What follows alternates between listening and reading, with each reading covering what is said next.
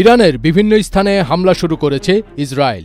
আজ শনিবার ২৮ ফেব্রুয়ারি সকালে এই হামলা শুরু হয়। ইসরায়েলি সংবাদ মাধ্যম টাইমস অব ইসরায়েল ও জেরুজালেম পোস্ট এ তথ্য নিশ্চিত করেছে।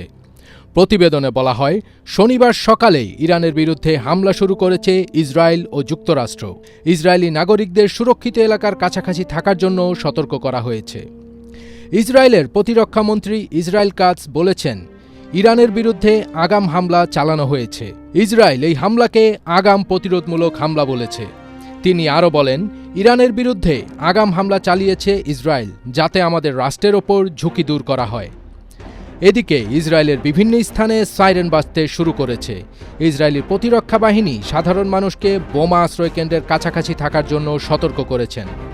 বার্তায় আরও বলা হয়েছে, নিরাপত্তা পরিস্থিতির কারণে সাধারণ মানুষ যেন নিজের নিকটবর্তী সুরক্ষিত আশ্রয়কেন্দ্র সম্পর্কে সচেতন থাকে এবং অপ্রয়োজনীয় ভ্রমণ এড়িয়ে চলে।